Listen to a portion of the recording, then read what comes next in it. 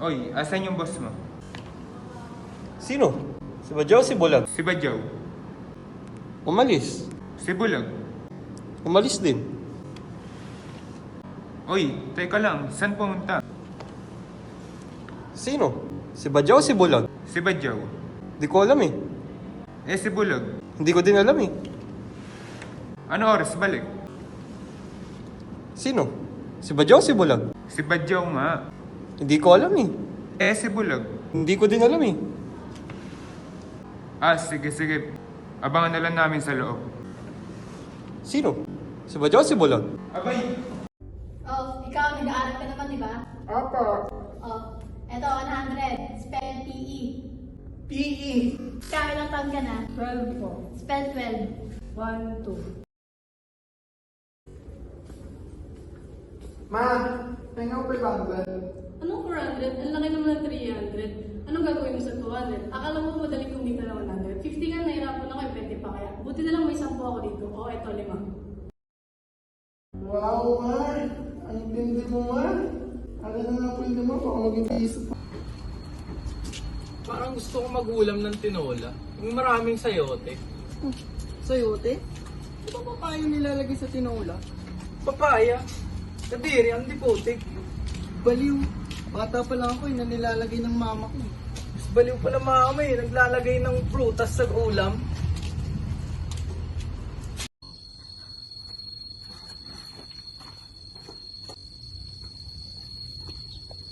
Uy, pare pala to. Uy, Pare ko pala yan. Ha? Uy, sana pwede mo... May utang ka pa sa akin. 2,000 na. Mababayaran ko din yun. Pagpunta ko ng Saudi. 10 taon ka na pupunta ng Saudi, hindi ka pa nakakarating eh. Oh, anong malay mo?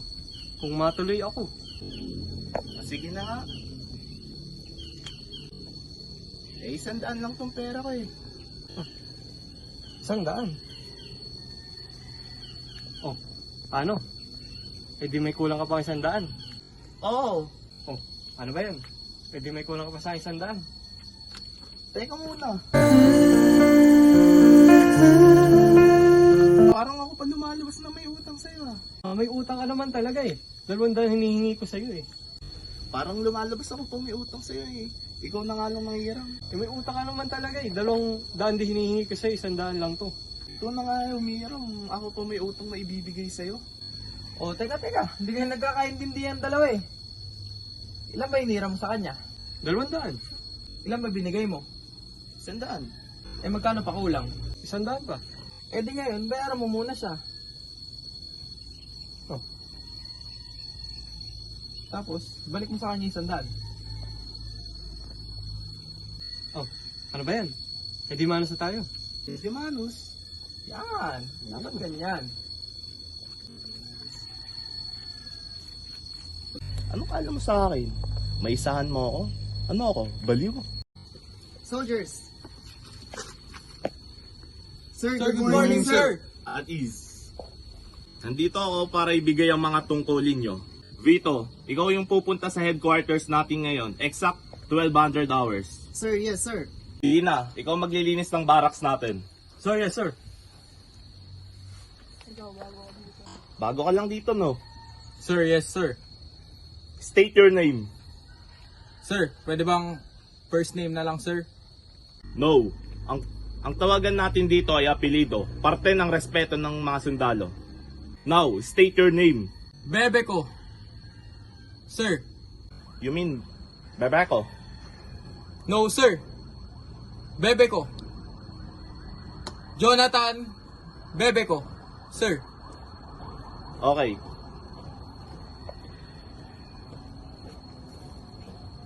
Makaalis na kayo ngayon. Vito, Sir, yes, sir. Lina, Sir, yes sir. Jonathan.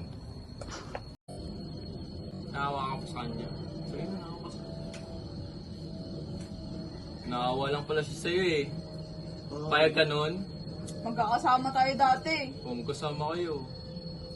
Hindi naman talaga ito pinsan eh. Oo, di daw pinsan! Kahit di naman magpinsan eh.